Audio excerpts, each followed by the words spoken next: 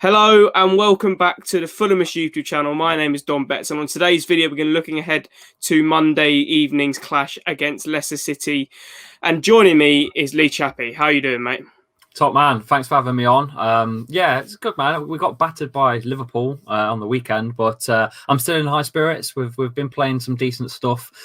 This season's a bit weird, anyway, isn't it? Let's be honest. We have some odd results, like the 7-2 against for Villa against Liverpool.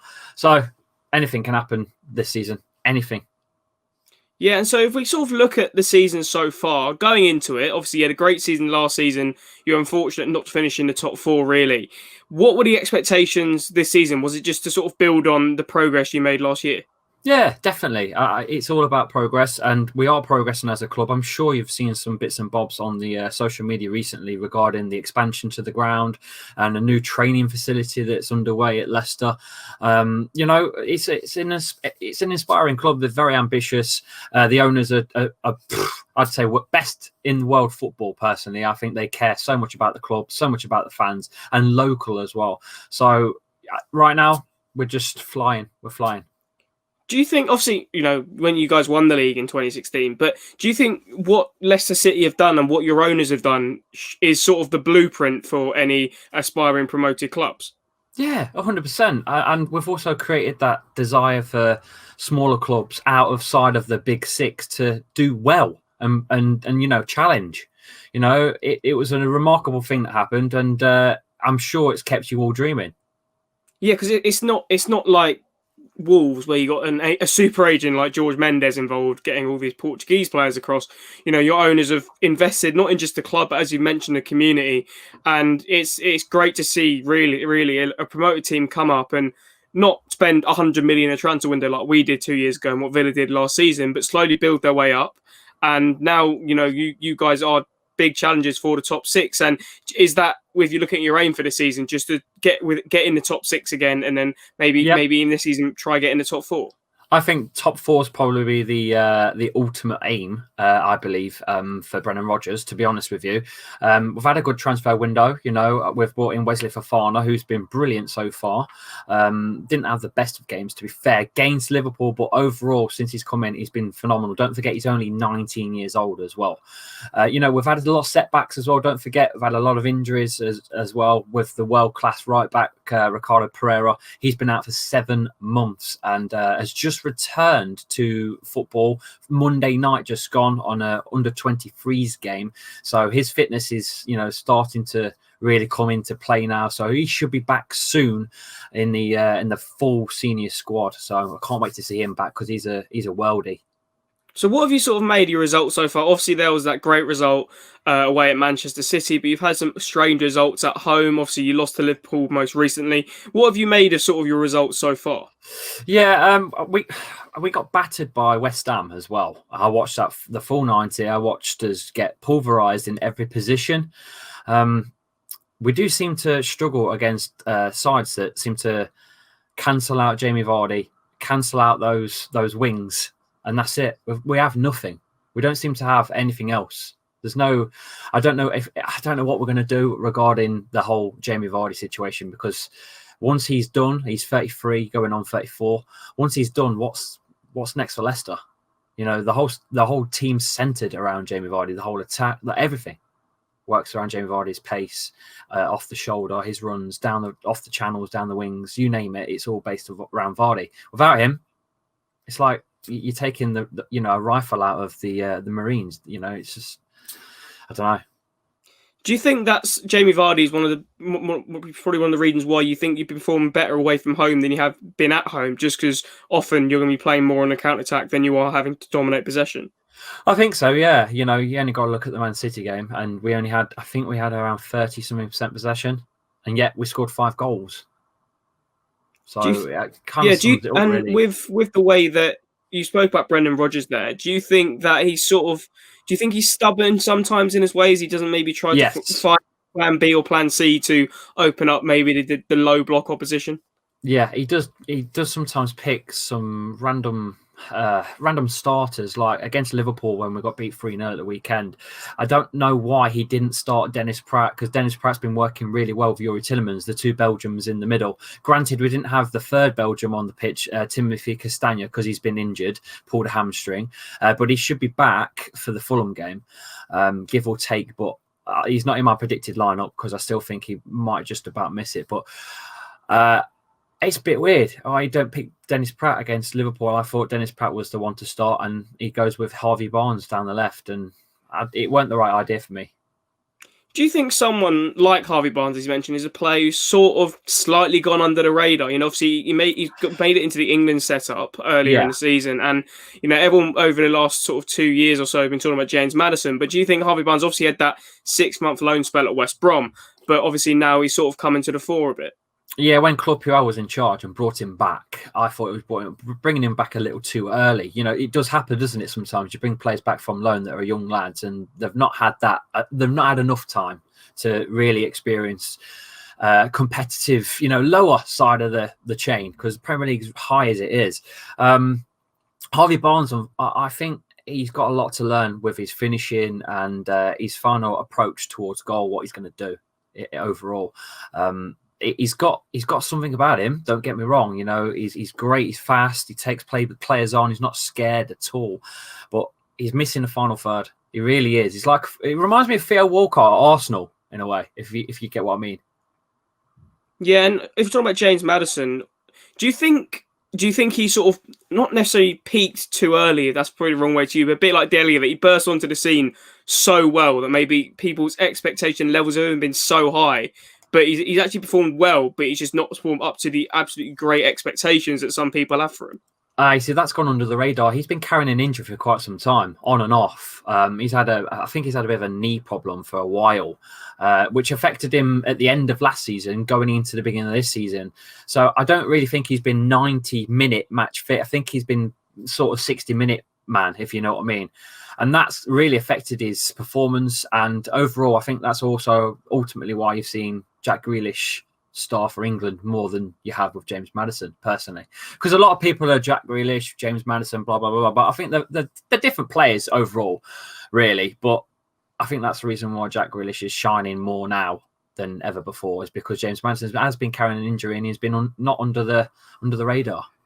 Obviously, everyone speaks about obviously the attacking outlet that you guys have with Maddison, with Harvey Barnes, with Jamie Vardy. But do you think a lot of credit, obviously, apart from a few home performances, has to go to sort of over the last couple of years, definitely the defensive solidity that's been at Leicester? Obviously, Kasper Schmeichel's been a mainstay there. Johnny Evans, you know, he got let go, and he's probably been the best defender outside the top six over the last few seasons the so-called top six, I guess you can say, in the Premier League.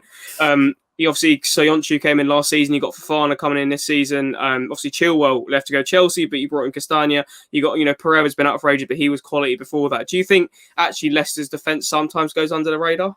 I think so. I believe that. I can see probably Soyuncu being at a bigger club. You know, like the Harry Maguire move. I can see Soyuncu probably going somewhere eventually. But when you look at Leicester's defence, I think they've been quite good for a while.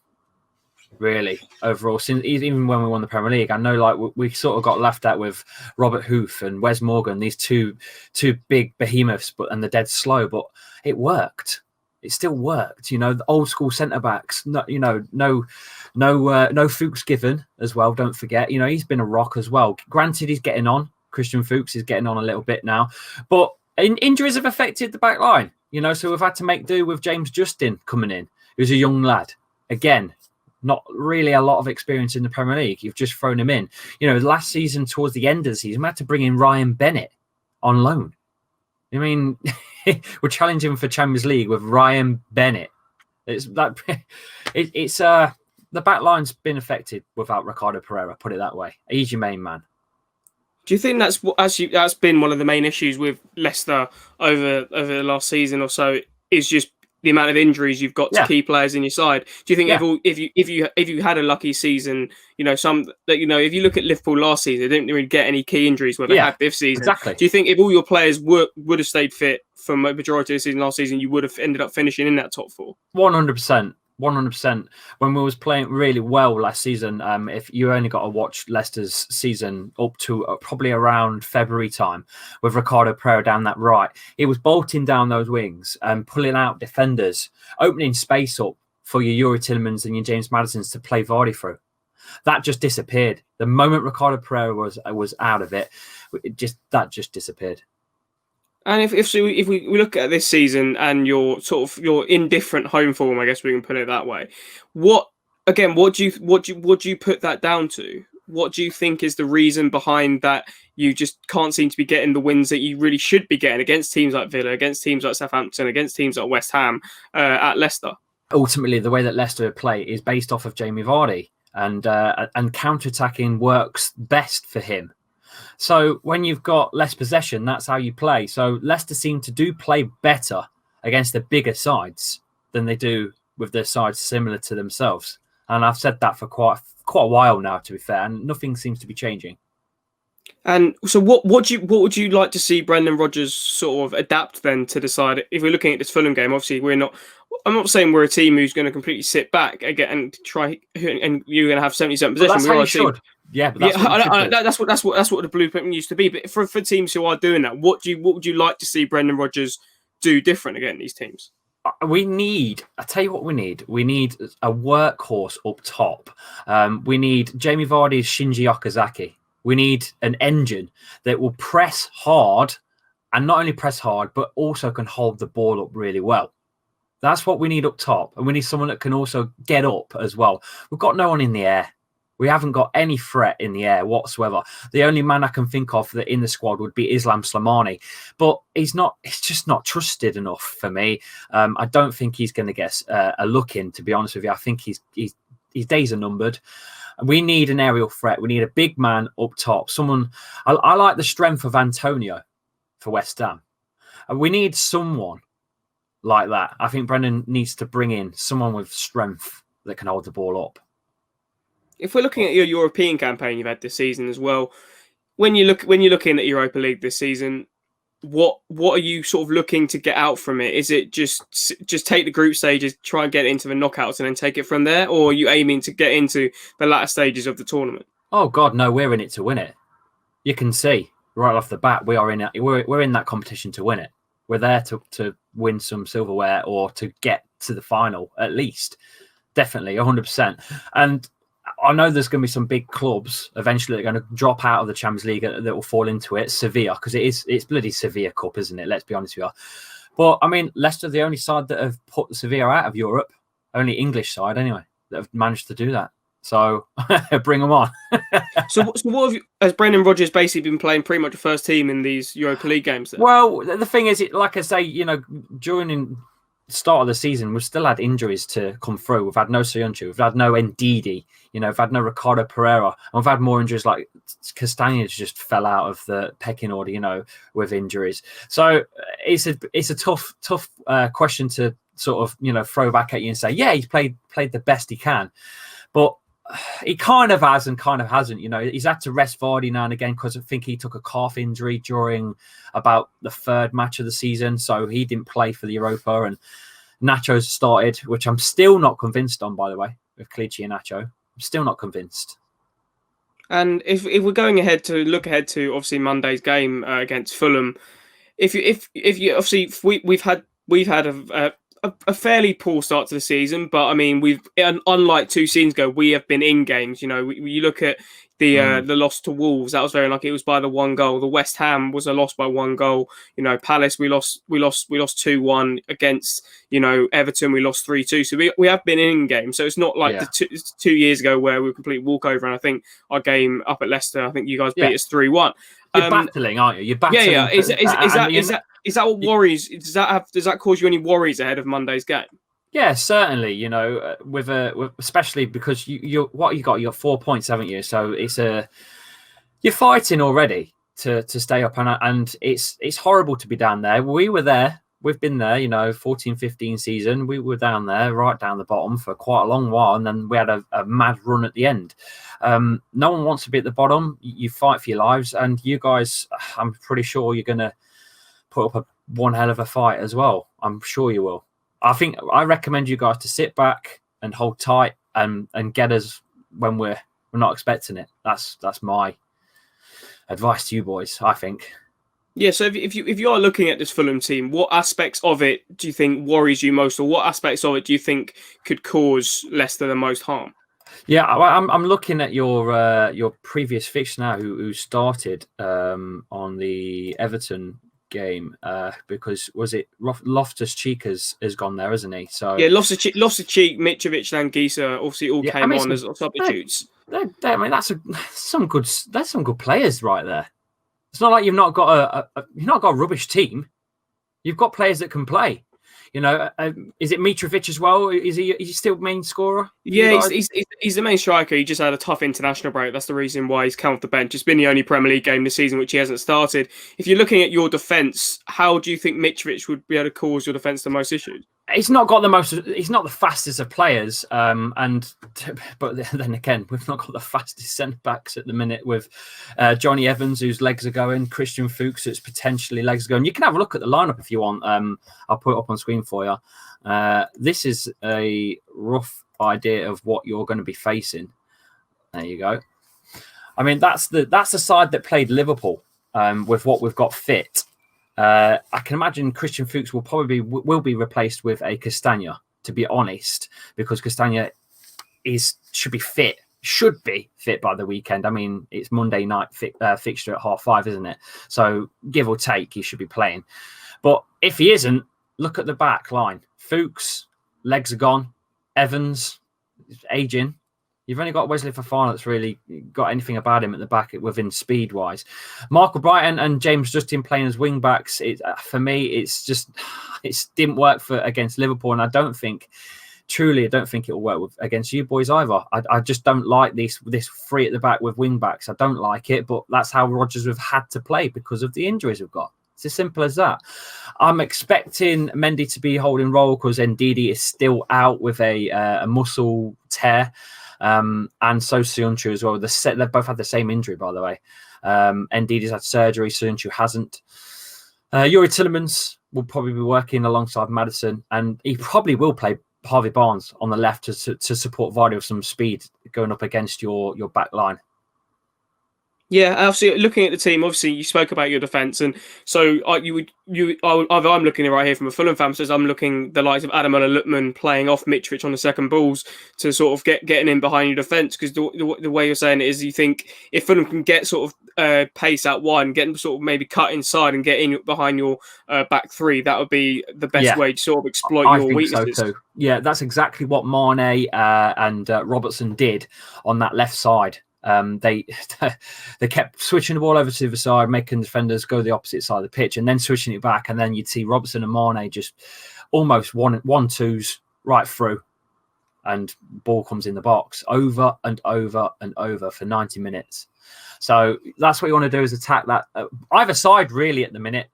I just feel that's our weakest at the minute, is the left and right sides with Michael Brighton and Justin playing as wing backs. They're out of position. And the way Fulham have been playing this season, a lot of the time we've been conceding very early goals. That was proved once again against Everton, conceding after just 40 seconds to Calvert-Lewin. Is that something that Leicester have done this season? Have you got out of the blocks early and quickly? I think we've managed to, get up there nice, and I think we've got some early goals. But to be honest with you, I think Leicester's they mainly score in the last 15 minutes. I think we're still top of that chart of the last 15 minutes in the game. Leicester, I'm sure, are still top of the amount of goals that they've scored. But Leicester's goals at the minute from open play isn't great. That's the worrying sign. It's all from penalties at the minute. Granted, you've got to earn the penalties. You have to earn them, and that's because Brendan Rodgers has brought in this fast play across the floor, and Vardy's being fouled, or Harvey Barnes is being fouled. James Maddison brings in a lot of fouls as well. I think James Maddison and Grealish both do that very well, bringing in the fouls and giving you some nice set pieces or potential penalties. So I'm thinking maybe that's what's going to happen again. I think maybe we'll earn a couple of penalties against you boys with the speed that we've got with Harvey Barnes and Vardy. Yeah, maybe you can show us how to take a few penalties, considering we don't know how to put them in the back of a net at the moment. So if we're looking, obviously we've seen your expected team lineup. How do you expect Brendan Rodgers to approach the game? Is it just going to be the same as usual, dominate possession and use the pace on the counter? Yeah, at the minute I think it is. I don't think we've got any other option at the minute, and that's what a lot of Leicester fans are saying. There's no plan B when we don't have a plan B. There isn't one. Do you think that's down to the players you've got at your disposal, or just down to sort of Brendan Rodgers' philosophy? I think it's a tiny bit of both, to be fair, mixed in. I think injuries has affected his tactics and the way that he structures his players. But I do think maybe we do need to try something different up top. And I don't mean Iheanacho, because they're still trying to play the same game with Iheanacho up top instead of Vardy. It doesn't work. He's not even got the pace. He's not got the football brain for me, like Jamie Vardy has. And we really do need to change something up top after Jamie Vardy. We really do. And I'm sure we'll be talking about this again another time. Yeah, exactly. So for one last question, I can put you for a score prediction for Monday's game. What are you going to go with?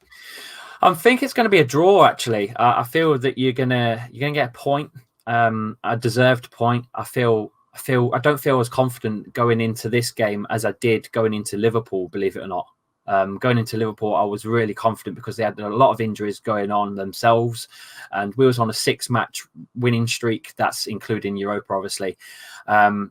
Now I feel like our momentum's going to dip after what Liverpool did to us previously, Boxing Day. We dipped then, and I feel like that's going to be the case again. I feel like we're going to go on a little bit of a downward spiral for a little bit, but I don't think we'll lose. I think it's going to be a tight game. I'm going to go with a 2-2. Yeah, I mean, that'll be a great result for us, just because our next two fixtures after this involve playing Man City away and Liverpool at home. So bloody hell.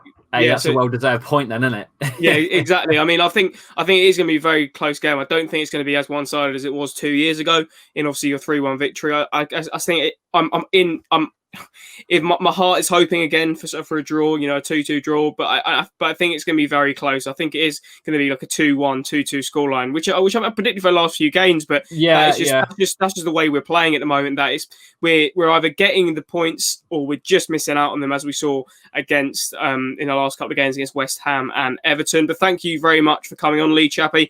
Lee, do you want to let everyone know where they can find you on social media and YouTube and stuff? Yeah, just follow me on Twitter and Instagram at Lee_Chappy, and search for me on YouTube as well. I'm on YouTube, Lee Chappy. Just over 3,200 subscribers now, and we do match watch-alongs. I will be doing the watch-along for the Leicester versus Fulham game.